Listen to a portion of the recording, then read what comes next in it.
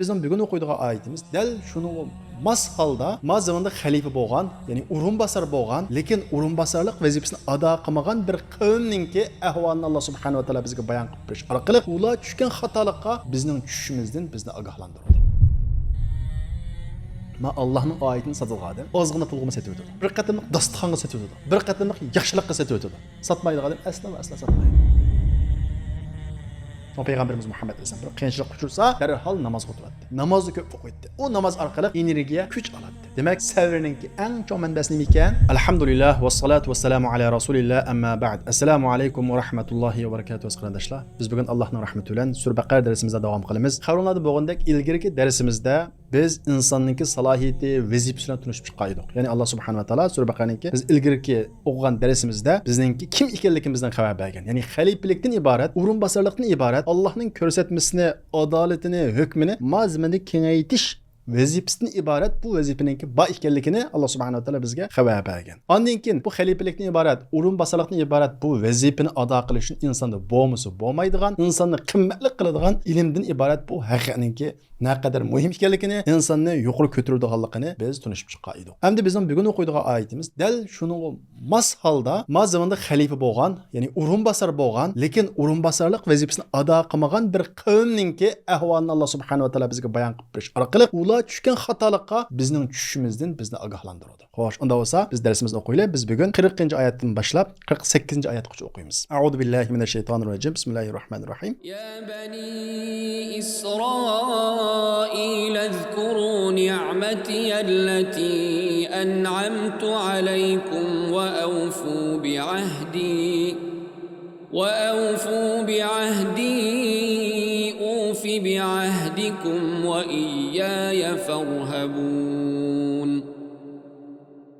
وآمنوا بما أنزلت مصدقا لما معكم ولا تكونوا أول كافر به ولا تشتروا بآياتي ثمنا قليلا وإياي فاتقون ولا تلبسوا الحق بالباطل وتكتموا الحق وأنتم تعلمون وأقيموا الصلاة وآتوا الزكاة واركعوا مع الراكعين أتأمرون الناس بالبر وتنسون أنفسكم وأنتم تتلون الكتاب أفلا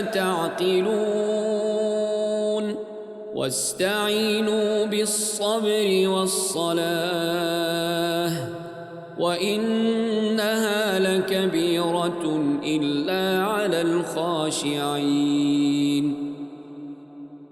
الذين يظنون أنهم ملاقو ربهم وأنهم إليه راجعون يا بني إسرائيل اذكروا نعمتي التي أنعمت عليكم وأني فضلتكم على العالمين واتقوا يوما لا تجزي نفس عن نفس شيئا ولا يقبل منها شفاعة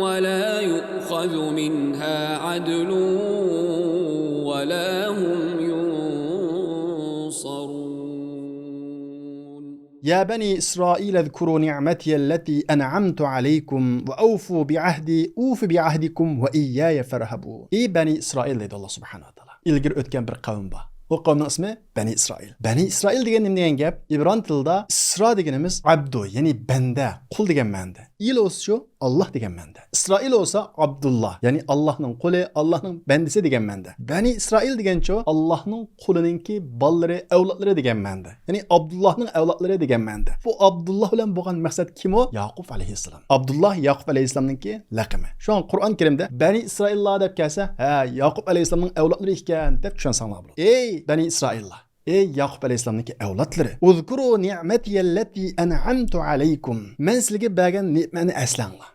Sizlarni zulmdan qutuldurishdan iborat bir payg'ambar avatib sizlarga to'g'ri yo'lni ko'rsatishdan iborat. Fir'avnninki ana shundoq usti uchuq turmaga aylantirgan ashu vataninglardan sizlarni bir erkin dunyoga chiqishdan iborat sizlarga bergan bu ne'matimni eslanglar. Bu erkin dunyoga chiqqandan keyin osmondan turlik yemakliklarni tushirib berish orqali sizlarga bergan ne'matimni eslanglar. Sizlarga kitob bergan ne'matimni eslanglar. Va shundaqla toshdan 12 doni buloqni chiqarib bergan ne'matimni eslanglar. Nurg'ulg'an payg'ambarlarni avatish orqali sizlarga to'g'ri yo'lni ko'rsatishdan iborat bu bergan ne'matimni eslanglar deb Allohning ne'matini unutgan bu qavmninki tarixini bizga so'zlayapti. Ya'ni bu Bani İsraillar Yaqub alayhissalomning avlodlari Fir'avnning zulmining ostida qolgan. Ajoyib zulmlarni tortgan. Fir'avn buning ichidagi erlarini tutib akilib zindonga tashlagan, ig'ir emgaklarga solgan, Musa alayhissalomni chiqib qolmasin deb o'g'illarining hammasini o'ldirgan. Ayollarını qul qilgan. Yani o'zining xalqi Qibtiylarni ayrim boshqurgan, bu Bani İsraillarga ajoyib zulmlarni qilgan. Xuddi mohiyatda bizga o'xshab ketadigan bir zulmga uchragan bir xalq bo'lar. Alloh subhanahu va taolo bularga Musa alayhissalomdan iborat bir payg'ambarni avatib, uni Fir'avnning zulmidan qutuldirib elib chiqqan. Qanday elib chiqqan? Mo'jizavilik shaklda qutuldirgan. Ya'ni Musa alayhissalom bu Bani İsraillarni Misrdan elib chiqib, Qizil dengizning bu yo'g'iga kelgan vaqtida keyindan Fir'avn va uning qo'shini qo'g'lab kelgan. Oldida dengiz, keyinda Fir'avnning qo'shini mana shunday vaqtda inna lamudrakun biz tutib qolib tas qoldik degan vaqtida Alloh subhanahu va taolo mo'jizaviy holda dengizni ikkiga yerib, ularning o'tib olishiga yo'l ochib bergan. Keyindan Fir'avn va uning qo'shini qo'g'lab kirgan vaqtda dengiz yepilib, ularning hammasini g'arq qilib o'tgan. Mana shunday mo'jizani berish orqali ularni qutuldirgan ne'matimni eslanglar deyapti Alloh subhanahu va taolo. Va shundaqla bu oyat bugungi kunda bizlarga bir uçurlarni, bir ogohlantirishlarni beradi. Amaliyotda biz qandaqdoq zulm ostida edik. Ajoyib zulmlarni tortgan edik, lekin Alloh subhanahu va taolo mo'jizaviy holda bizni bu erkin dunyoga elib chiqdi. Xuddi Bani İsraillarga o'xshash. Bu oyat ilgirki tarixni ham so'zlamaydi, bizlarga bir ogohlantirish. Allohning bergan ne'matini eslanglar. Alloh subhanahu va taolo sizlarni ana shundoq zulmning ostidan qutuldirib chiqdi degan uchurni bizga berdi. Va awfu bi ahdi, ufu bi ahdikum.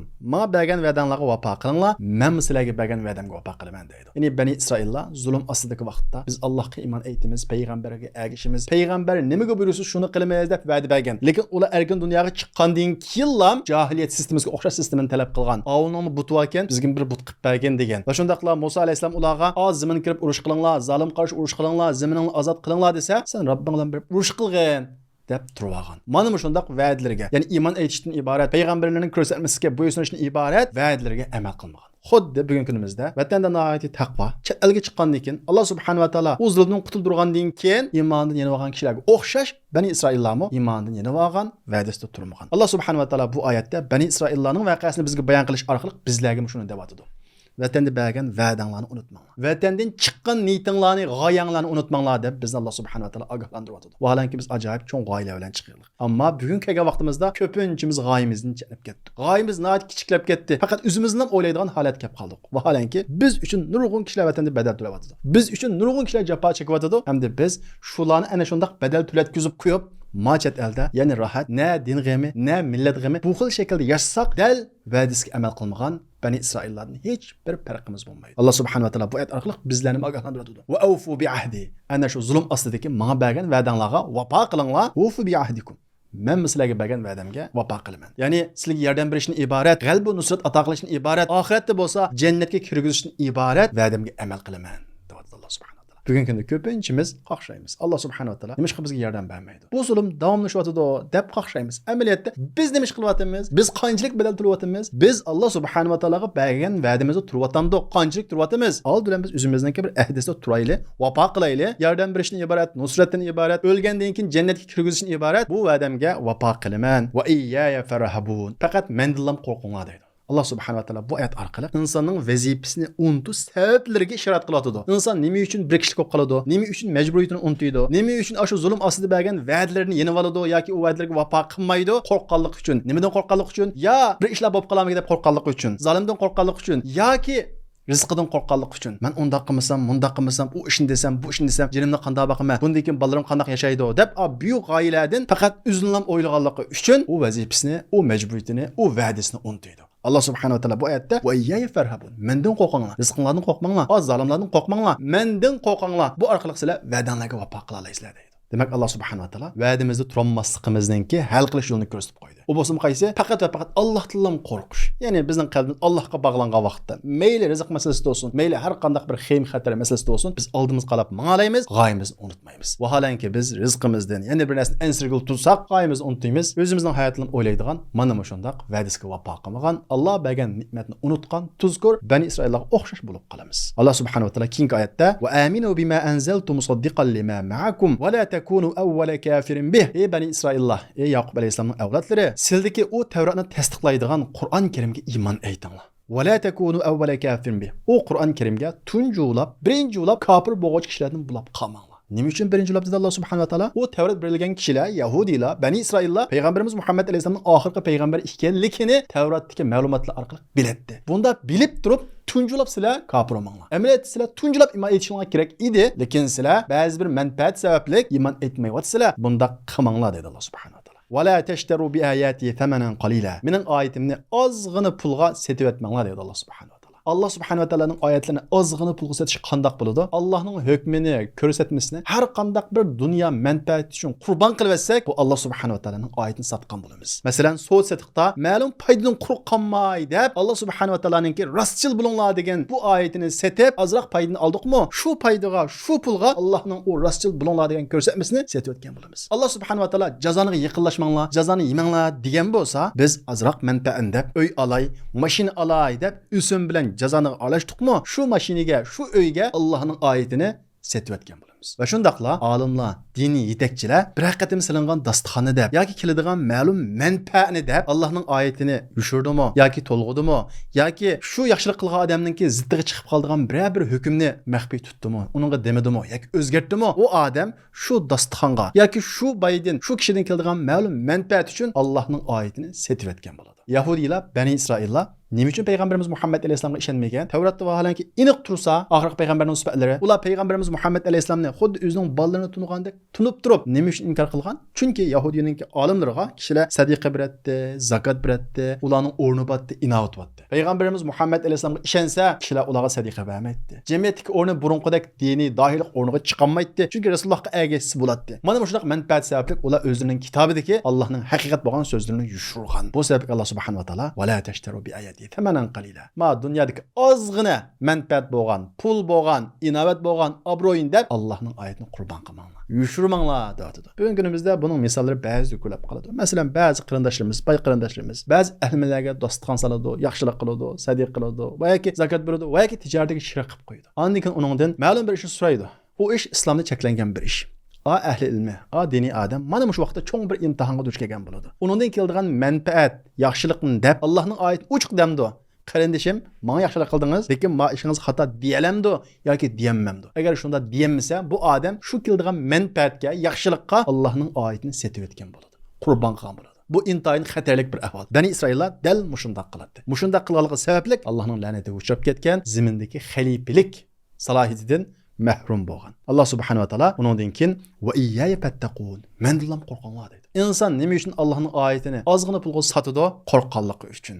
Ma foydani olmay qolamanmi? Ma shu xato qildingiz desam, mashim to'xtab qolarmi? Ma uyni olmay qolamanmi? Rost gap qilsam, ma tijaratim oqmay qolarmi deb qo'rqqanligi uchun Allohning oyatlarini, ko'rsatmalarini ozgina dunyo manfaatiga setib etadi. Va iyaya fattaqun dedi Alloh subhanahu. Mendan qo'rqinglar. Pul topmay qilishinglardan emas, rizqinglardan emas, uysiz qilishinglardan emas, mashinasiz qilishinglardan emas, hurmatdan mahrum bo'lishingdan emas, kishilarning sizga yaxshilik qilmay qilishingdan emas. Faqat mendan qo'rqinglar. Qalbinglarni mendan bog'lasanglar, mana shunda Allohning oyatlarini qurbon qilmaysizlar, haqiqiy xalifa bo'lib, urun bosar bo'lib yashay olasizlar deb Alloh subhanahu va taolo Allohning oyatini sotadigan mana shu ilning davolash usulini ko'rsatib qo'ydi. O bo'lsa bu taqvolik, Allohdan qo'rqish. Kishini emas, mansabdan emas, boshliqdan emas, faqat va faqat Allohdan qo'rqish mana shu bizdagi nihoyat xatarlik bo'lgan illatni yo'qtidi. Va shundaqla Alloh subhanahu va taolo bu oyatda ozgina pulga dedi. Nima uchun ozgina pulga dedi? Men Allohning oyatini sotadigan ozgina pulga sotib o'tadi. Bir qatimliq dasturxonga sotib o'tadi. Bir qatimliq yaxshilikqa sotib o'tadi. Sotmaydigan odam asla va asla sotmaydi. Va shundaqla ma dunyo manfaati hammasi bir yerga jo'g'lashsa-mu Allohning oyatining oldida ozgina pul. Yo'q bir narsa bu. Mana shunda ozgina narsani deb Allohning oyatini sotmanglar va iyya fattaqun. Mendan qo'rqinglar. Sizga hurmatni men beraman. Sizga obro'yni men beraman. Sizga pulni, rizqni men beraman. Mendan qo'rqinglar deydi Alloh subhanahu va taolo. Vaholanki amaliyotda inson mana shunday vaqtda Allohdan qo'rqib, mayli rizq masalasida bo'lsin masalan. Alloh bilan bog'langan vaqtida Alloh subhanahu va taolo u bandaga qo'rqqan narsani hassilab turadi. Masalan bir odam bir yerda ishladi. Ishlagan yerda harom ish bor ekan. Mashina deb ishlayverdimi? Allohning oyatini shu maoshga setib etgan bo'ladi. Aksicha bu yerda harom bir ish bor ekan. Rizq Allohning qo'lida deb shu ishni tashlab boshqa bir ish izladimi? Alloh subhanahu va taolo uningga yaxshi bir ishni nisb qiladi. Va la talbisul haqqo bil batil. Haqni botilga aralashtirmanglar. Talbisu degan gap arab tilida keydirish degan gap. Va la talbisu degan gap keydirmanglar, yapmanglar. Ya'ni haqni botil bilan yapmanglar deydi. Peygamberimiz Muhammed Aleyhisselam'ın haqiqiy payg'ambarligidan iborat bu haqiqatni sizlar xato so'zlar bilan, to'g'ri bo'lmagan so'zlar bilan yapmanglar deydi. Ya'ni Bani İsraillar Peygamberimiz Muhammed Aleyhisselam'ın payg'ambar ekanligini e'tirof qilgan. Chunki kitoblarda bo'lgandan keyin, kitobda tursa degandan keyin xalqi, to'g'ri bu payg'ambar, lekin o'zining xalqiga payg'ambar. Bizga payg'ambar emas deb shunday yapgan. Alloh subhanahu va taolo mana shunday haqni botil bilan yapmanglar deydi. Bugungi kunimizda buning misollari nihoyat ko'p. Masalan, ba'zi bir ismlarga har xil ismlarni qo'yib setish, masalan. Ya'ni haromga to'g'rining chapini ko'ydirish, to'g'riga xatoning chapini ko'ydirish bugungi kunimizdagi dal mushuni qo'shishadi. Ya'ni haq bilan botilni yapish, botil bilan haqni birisi-birisiga qanday qilish, aralashtirish, uni bozorga solish uchun. Chunki botilni bevosita bozorga solsa, haq unga ishonmaydi. Shunga haqni azroq aralashtirdi, xuddi hasalga zahar aralashtirganga o'xshash. Mana shunday ishni qilmanglar va taktumul haqqa. Sizlar haqni yushirmanglar. Bilib turib, nimaning xato ekanligini, nimaning to'g'ri ekanligini bilib turib uni yushirmanglar. Azroq manfaatni, azroq qo'rqinch bilan, beli nima qo'rqinch olsun, haqiqatni yushirmanglar. Va antum ta'lamun. Sizlar bilib turib. Ya'ni Yahudilar, Bani İsraillar qanday qilgan?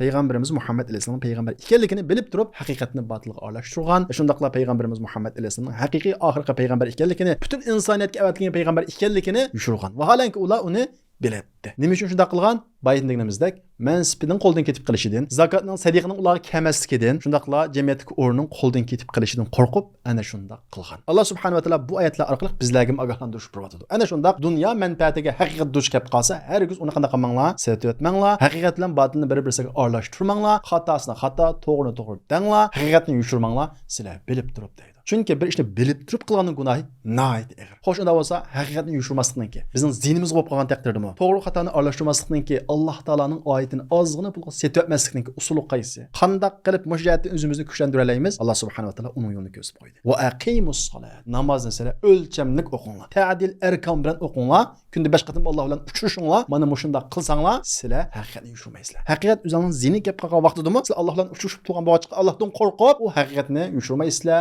Haqiqatni yapmaysizlar. Allohning oyatini ozgina pulga sotmaysizlar. Va atuz zakat. Zakat beringlar. Ma qalbinglardagi och ko'zlikni qanday qilinglar? Pokizlaning zakat berish orqali. Yahudilar qanday qilgan? Bizga zakat kelmay qolib qolamiki deb mol dunyoga bo'lgan och ko'zligi sababli haqiqatga ergashmagan. Demak, har bir inson qalbini ana shunday zakat berish orqali och ko'zlikni tozalab turgan vaqtida, ma haqiqat kelib qolgan vaqtida, o'ziga ziyon bo'lgan taqdirdami, to'g'rini to'g'ri deydi, xatoni xato deydi, azroq manfaatni, mol mulkining aybini yushirmaydi, to'g'rini to'g'ri deydi. Varka'u ma'ar raki'in. Ruku qilguvchilar bilan namoz o'qinglar deydi. Ya'ni jamoat bilan birga namoz o'qinglar deydi. Yahudilar ikki sababdan payg'ambarimiz Muhammad alayhisalomga ergashmagan. Birisi manfaat sabablik. Mayli u manfaat rizq olsun, obro'y olsun, shuhrat olsun, jamiyatga o'rin bo'lsin. Ma bir sabab edi. Ikkinchi sabab bo'lsa, qalbidagi kibr sababli. Yahudilar o'zini Sha'bullohil Muxtar, tanlangan bandalar deb qaraydi. Biz Alloh subhanahu va taoloninki yaxshi ko'rgan va tanlangan bandalari, hatto farzandlari deb mana shunday qaraydi. Arablarni bo'lsa, qo'y vaqadigan tuan kishilar bular deb qaraydi. Shunga ular arablar bilan urush qilgan vaqtidami to'xtab turish, bizning oramizdan oxirgi payg'ambar keladi, shuningga ergashib biz sizlar bilan urush qilib sizlarni yo'q qilamiz deydi. Endi tuan ko'rgan, past ko'rgan bir millatdan ular kutgan payg'ambar chiqqandan keyin buni asla qabul qilmagan. Agishni asla va asla tasavvur qilmagan. Alloh subhanahu va taolo ulardagi bu cho'ngchilik, kibrni davolashning usulini ko'rsatdi. Varka'u ma'ar raki'in. Jamoat bilan namoz o'qing. Sizlar namoz o'qib, zakat berib, jamoat bilan namoz o'qisanglar, haqiqatni yushirish, Dünya menfaati uchun. Va shundaqla qalbinglardagi kibr sababli haqiqatga ergashmaslikdan iborat bu ikkilarni yo'qotaysizlar deydi. Amaliyotga qarab qolgan bo'lsak, bir insonningki jamiyatga aralashmaslik, jamoat namoziga chiqmaslik, jamoat bilan birga namoz o'qimaslikning sababining qatoridan birisi cho'ngchilik. Ba'zida ma'lum sabablar tufaylidan bo'ladi. Sababsiz bo'lgan bo'lsa, bu ya ruhiy kasallik sababidan bo'ladi, va yoki hururlik sababidan bo'ladi, yoki qalbidagi kibr sababidan bo'ladi. Bunda bir inson jamoat bilan namoz o'qishni xuddi o'zining bir tuvan tabiiy tushib qolganda his qilib qoladi-da, jamoatga chiqmaydi. Demak, bu kibrning bir şekilleri. İnsan bunu his qilmaydi, tuymaydi. Vaholanki nima uchun jamoatga chiqmaysiz demaydi. Lekin qalbining tigida jamoat bilan namoz o'qishni jamiyatda o'zining bir tuvan tabiiy tushib qolgandek his qilib qoladi. Amaliyotda bu nimaning alomati? Kibrning alomati. Buni yo'qotishning usuli nima?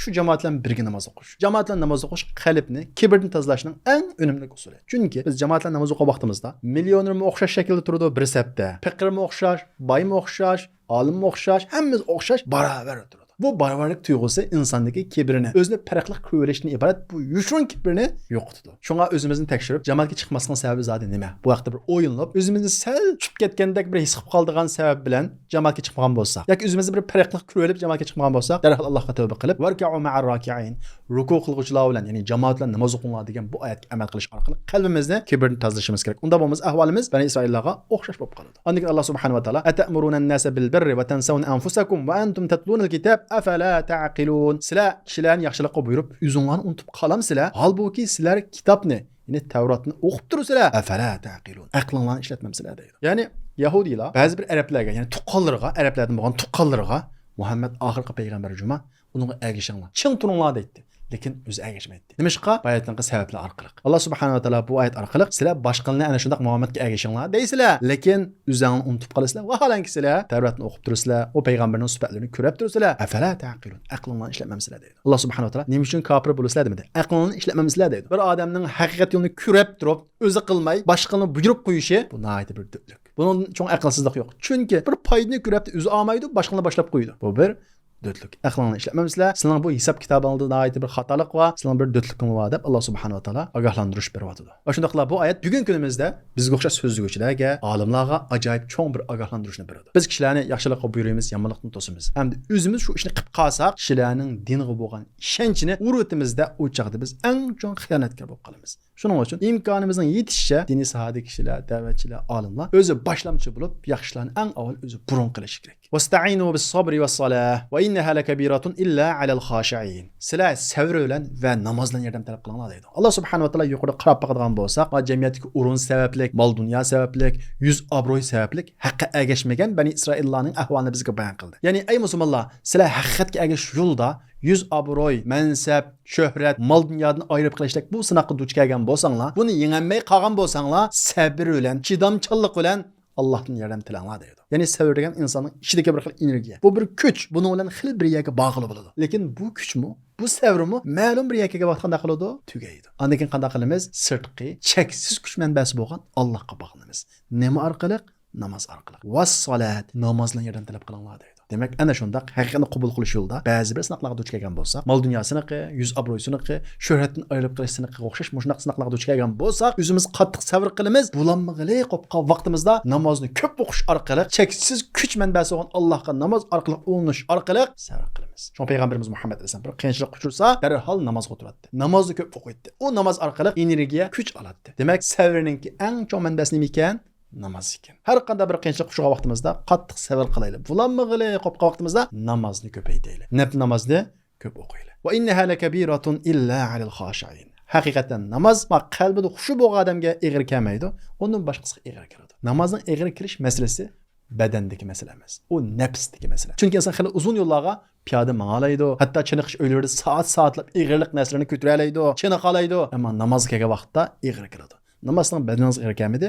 Nega ig'ir keldi? Nafsingiz ig'ir keldi. Qanday nafsiga ig'ir kelmaydi? Qalbida Alloh subhanahu va taoloni yaxshi ko'rish va Allohdan qo'rqishdan shakllangan xushu ba odamga namoz ig'ir kelmaydi. Ya'ni xushu deganimiz Alloh subhanahu va taoloni yaxshi ko'rish va qo'rqishdan kelgan itoatni ko'rsatadi. Masalan, bu nimaga o'xshaydi desanglar, biz dadimizdan qo'rqamiz. Bularning kichik vaqtimizda. Nimishqa uramdiki deb. Yana bir tarafı şu, dadam meni yaxshi ko'rmay qolamo, dadamning muhabbatidan ayrilib qolamanmi deb qo'rqamiz. Allohdan qo'rqish dal shunga o'xshaydi. Qalbdagi xushu shunga o'xshaydi. Ya'ni qalbimizda Alloh subhanahu va taolaning muhabbatidan ayrilib qolish va shundaqla g'azabga uchrashdan shakllangan bir xil itoat bo'lsa, mana bu shu xushu. Hamda mushu xushu insonning qalbida nima orqali shakllanadi? Namoz egri kelmaydigan, namoz ruhi uzuq deb qaraydigan, qalbida xushu bo'lgan insonlar shundaq bir insonki, allazina yazunnuna annahum mulaqu robbihim, ular o'zlarining Robb bilan uchrashadiganligini o'ylaydi. Va annahum ilayhi raji'un.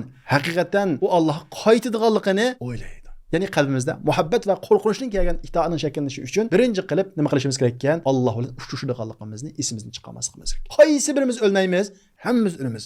Mushuni o'ylashimizdan kifoya. Shunga Alloh subhanahu va taolo ular Robb bilan uchrashadiganligiga jazmiyat qiladi demadi, yazunnun dedi. Ya'ni ular o'ylaydi. Robb bilan uchrashadiganligini o'ylaydi deydi. Demak, bir insonningki qalbida xushuning paydo bo'lishi uchun Alloh bilan uchrashadiganligini o'ylashi ham yetarli. Jazmiyat ishonmagan taqdirda shuni o'ylasa, tafakkur qilib baqsa, mushi yetarli. Masalan deyli, biz cho'ng yo'lda mashina haydab ketyapmiz. Oldimizdan birisi chiroq yoqdi. Buni degan gap, oldingizda saqchi bor. Va yoki surat o'lchash apparati va mashinangizni osilting degan gap. Biz tunumaydigan, notunish bir kishining chiroq yoqqaniga qarablam, biz mashinamizning suratini osiltamdiq, oslatmamdiq. Osiltimiz. Shundaqla biz safarga mangsak, bir odam yo'lda qaroqchi bor desa, ya safardan to'xtaymiz yoki qurolni mangamiz yoki 2-3 hamrohni birga olib olamiz. Chunki bir odam desa, notunish odam ehtimol hamdi, jazmiyat emas. Mushundaq bo'lsa-mu, qurollanishimizga, ehtiyot qilishimizga, qo'rqishimizga yetarli bir ish. Shu Alloh subhanahu va taolo ular Robb bilan uchrashadiganligini o'ylaydi deydi. Endi jazmiyat ishonsa qanday bo'lib ketadi. Shunda o'ylaysangiz, o'zingizni o'lib qoldiganligini mushum yetarli asl namoz o'qishga. Mushum asli sizni namozga harakatlantirishga yetarli. Masalan, qalbimizdagi g'aflatda o'lib ketganligimizni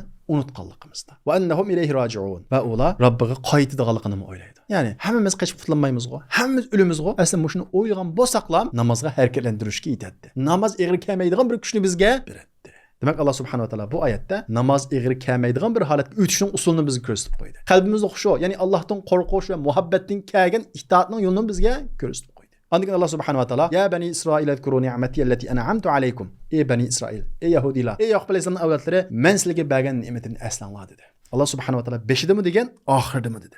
Texam ogohlantirish uchun. Biz masalan, balamizga nasib qilmoqchi bo'lsak, beshidimi eskartimiz, oxirdimi, ishdan chiqib qolib vaqtida qanaqa qilamiz? Eskartimiz. Shunga o'xshash bo'lishi mumkin. Va anni faddaltukum alal alamin. Men sizlarni tamom jahon ahlidan ustun qildim dedi. Ya'ni Bani İsraillarni, Yahudilarni o'z davrida iymon etganligi uchun, musulmon bo'lganligi uchun shu davrdagi kishilardan qanday qilgan? Ustun qilgan. Bu deganlik hargizmi qiyomat kuchi Yahudilar, Bani İsraillar boshqalardan ustun deganlik emas. Dal Yahudilar, ya'ni bugungi kunimizdagi Isroildagi Yahudilar mush iddiada bo'lg'achqa o'zlarini Allohning tanlangan bandalari deb qaraydi. Hatto ba'zilari qaranglar, sizlarning kitobinglardami bizning ustunligimizni e'tirof qiladi deydi. Vaholanki u Bani İsraillar ayni davrda Fir'avnning zulmi ostidagi vaqtda Musa alayhisolamga iymon etganligi uchun, yaxshi amallarni qilganligi uchun shu zamondagi kishilardan üstün bo'lgan. Dinda irq ustunlik yo'q. Dinda taqvo ustunlik bor. Qanday odam taqvo bo'ladi ekan, uning millatining bo'lsin, nasabining bo'lsin, u eng ustun hisoblanadi. Wattaqu yawman la tajzi nafsun an nafsin shay'a. Sizlar shundaq bir kundan qo'rqinglarki, u kunda kishi kishiga asqatmaydi. Bir odamga asqatmaydi. Nihoyatda bir qiyinchilik uchursak, bizga eng avval yordam qildigani kim? Dadimiz, yoki balamiz, yoki urug' tuqqanimiz. Qiyomat kunida u ish bo'lmaydi. Va la yuqbalu minha shafa'a. U kunda shafaatchi, ya'ni vositachi qabul qilinmaydi. Biz hayotda bir qiyinchilik uchursak, bir ishimizni hal qilolmay qolsak nima ish qilamiz? Dadimizmi yordam bermasa, bolamizmi yordam bermasa, uningga yordam qiladigan bir vositachini izlaymiz. Ish qoldirish uchun yoki bir ishni tepish uchun bir vositachini izlaymiz. Qiyomatda u ish yo'q. Va la yukhadu minha adlun. U kunda hech qanday fidya ilinmaydi. Ya'ni biz hayotda ba'zi ishlarni pul bilan hal qila olamiz. Masalan, xato bo'lsa-mu, parish orqali degandek. U kunda fidya ilinmaydi. Pul o'tmaydi. Va la hum yunsarun. Va u kunda hech kishi hech kimga yordam qilinmaydi. Qarab qargan bo'lsak, Alloh subhanahu va taolo oyatda biz hayotda qo'llanadigan usullarning hech qaysininki qiyomatda o'tmaydiganligidan xabar beryapti. Biz hayotda bir ishni qilmasak, dadimiz yordam beradi, balamiz yordam beradi, yoki bir vositachi orqali qilamiz, yoki pul orqali qilamiz, yoki jamiyatimiz, tunishlarimizni yig'ib, kuchimiz orqali qilamiz. Bu ishlarning hech qaysi qiyomatda o'tmaydi dedi Alloh subhanahu va taolo. Bu orqali bizlarni ogohlantiryapti va shundaqla Bani İsraillarni ogohlantirganligi, lekin ularning parvo qilmaganligi uchun ularningki Allohning la'natiga uchraganligi va shundaqla urun basalikdan iborat bu salohiyatdan ilib tashlanganligi, u majburiyatni ado qilmaganligidan bizga xabar berib, ey musulmonlar, ey Allohga ishongan kishilar, mana shu Bani İsraillar tushgan xatolarga tushsanglar, Allohdan qo'rqmay, ma'lum manfaatdan qo'rqsanglar, rizqdan qo'rqsanglar, dunyo manfaatidan qo'rqib, Allohning ne'matiga tuzkorlik qilsanglar, Alloh degan ishni qilmasanglar, Allohning ko'rsatmalariga parvo qilmasanglar, sizlar o'xshashlar ana shunday haqiqiy xalifa bo'lolmaysizlar. Bu salohiyatdan tushib qolasizlar deb Alloh subhanahu va taolo bizlarni ogohlantiradi. Va shundaqla Alloh subhanahu va taolo ana shundaq imtihonlarga duch kelgan vaqtimizda,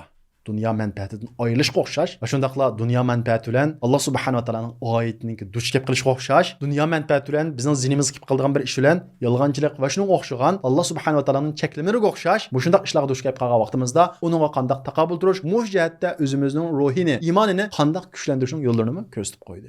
Sabr, namoz va shunga o'xshagan bir qancha yo'llarni Alloh subhanahu va taolo ko'rsatib qo'ydi. Endi shu oxirgi oyatda shafaatning gibi chiqib qoldi. Ba'zi kishilar shu oxirgi oyatni dalil qilib turib, islomda shafaat yo'q, ya'ni vositachilik yo'q qiyomat kunisi deb qaraydi. Amaliyotda oyatning qancha oyati bor? Qur'on Karim bir mukammal kitob. Biz bir narsani bor, yo'q, xato, to'g'ri, halol, harom deyish uchun Qur'on Karimning hammasini tushunib, ondan keyin bir narsa deyishimiz kerak. Bo'lmasa xato tushunib qolamiz. Moyit qaraydigan bo'lsak, Alloh subhanahu va taolo va la yuqbalu minha shafa'a. U kunda shafaat vositachilik qabul qilinmaydi dedi. Bu qara vaqtimizda islomda shafaatchilik yo'q ekan, payg'ambarlar shafaat qilinmaydi ekan, shahidlar shafaat qilinmaydi ekan degan bir hukm chiqdi. Lekin yana bir oyat qara vaqtimizda, masalan, Ayatul Kursiyda Alloh subhanahu va taolo nima dedi? Man zallazi yashfa'u indahu illa bi izni. Allohning ruxsatisiz u kunda kim shafaat qila olsin dedi Alloh subhanahu va taolo. Ya'ni Allohning ruxsatisiz kim shafaat qila olsin dedi. Yana bir oyat Alloh subhanahu va taolo yawma idin la tanfa'u shafa'atu illa man adina lahu ar-rahman wa radiya lahu qawla. U kunda, ya'ni qiyomat kunida faqat mehribon Alloh ruxsat qilgan va so'zidan Alloh rozi bo'lgan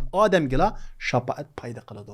Vositachilik bo'ladi deydi. Demak, Qur'onni bir butun tushungan vaqtimizda shafaatning bunday ikki turi ko'z oldimizda namoyon bo'ladi. Birisi rad qilingan bir shafaat. Bu qanday shafaat desa, hech kimga iymon etmagan bo'lsa shafaat qilinmaydi qiyomat kunida. Hatto payg'ambarimiz Muhammad alayhisalommi iymon etmagan kishilarga qanday qilinmaydi? Shafaat qilinmaydi. Payg'ambarimiz Muhammad alayhisalom qizga: "Ey Fatima, Allohdan qo'rq, Allohning ko'rsatmalariga amal qil" degan mazmunda gap qilib, qiyomat kuni men senga hech qanday foyda yetkazmayman dedi. Demak, iymon etmasa hech kimga shafaat qilinmaydi. Bu rad qilingan bir shafaat. Bunda shafaat islomda yo'q. Ammo iymon etgan bo'lsa, xatolashib qolgan bo'lsa, gunoh o'tkazgan bo'lsa, buningga bir qancha kishilar shafaat qila oladi. Ya'ni Alloh subhanahu va taolo bayon biz o'qigan oyatda degandek, "Yawma idin la tanfa'u shafa'atu illa man adina lahu ar-rahman wa radiya lahu qawla."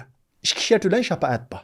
Birinchisi Alloh subhanahu va taoloning ruxsati bilan, ikkinchisi shafaat qilinguvchi Alloh subhanahu va taolo uningdan rozi bo'lgan bo'lish sharti bilan. Ya'ni shafaat qiluvchida bir shart bor, shafaat qilinguvchida yana bir shart bor. Shafaat qiluvchiga nisbatan Alloh subhanahu va taolo ruxsat qilgan bo'lish kerak, shafaat qilinguvchiga nisbatan u odam va radiyalahu qawla, la ilaha illalloh degan bo'lish kerak. Musulmon bo'lgan bo'lish kerak. Musulmon bo'lib turib gunoh o'tkazib turgan bo'lsa, gunoh sababli do'zaxga kirib ketgan bo'lsa, ya'ni gunohi tugandan keyin chiqadi masalan. Shu vaqtda shafaatchilar uning shafaat qilib, Allohning izni bilan uni azobdan qutuldiradi.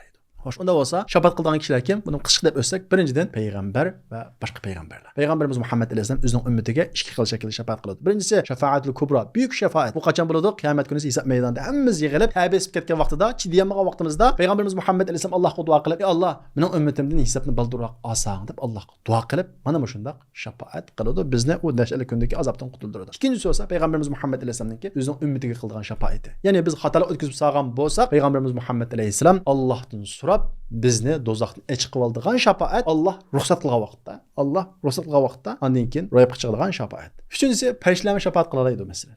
Ondan boshqa to'rtinchisi Alloh yo'lida jon bergan shahidlar o'zining oilasi, yaxshi ko'rgan kishilardan 70 kishini shafaat qilish huquqiga erishadi. Bu hadislarda kelgan. Ondan keyin haqiqiy iymon bilan yashagan taqvodor kishilar, olimlar shafaat qila oladi. Bu haqda hadis bor. Ondan boshqa kichik vaqtda o'lib ketgan bolalarni ota-onasiga shafaat qila oladi. Kichik vaqtda o'lib ketgan kishilar qayg'uradi bu dunyoda. Ammo qiyomat kuni esa shunday kichik bolalar do'zaxning ishining oldida Alloh subhanahu va taologa yalvarib, ota-onam jannatga kirmaguncha men kirmayman ey Alloh deb Allohga yalvaradi deydi. Demak, mana shunday hadislarda kelgan shafaat qiluvchi va bu shafaat qiluvchining hammasi olsun sharti shafaat qilinguvchi mu'min bo'lishi kerak. Alloh subhanahu va taoloning izni berilgan bo'lishi kerak. Hadislar qarag'imizda mana shu kishilarga shafaat izni berilgan kishilar. Undan boshqa bizning qilgan yaxshi ishlarimizmi shafaat qila oladi. Masalan, qiyomat kunida tutqan ro'zlarimiz, "Ya Alloh, ma bandan seni deb och yurdi, ussiz yurdi" deydi. Qur'on Karim o'qigan kishiga qiyomat kunida Allohning oldida shafaat qiladi. Alloh subhanahu va taolo hammamizni Bani Isroillarga o'xshash tuzkur bo'lib, ne'matini unutgan, va'dasini unutgan kishilarning qatoridan qilmasin Alloh subhanahu va taolo. Allohning oyatlarini ozgina pulga setib o'tadigan, dunyo manfaatlariga qurbon qilib o'tadigan kishilarning qatoridan qilmasin. Alloh subhanahu va taolo ana shunday shafaat ruxsat berilgan kishilarning shafaatiga bizni nail qilsin. Va axiru da'vana alhamdulillahi robbil alamin.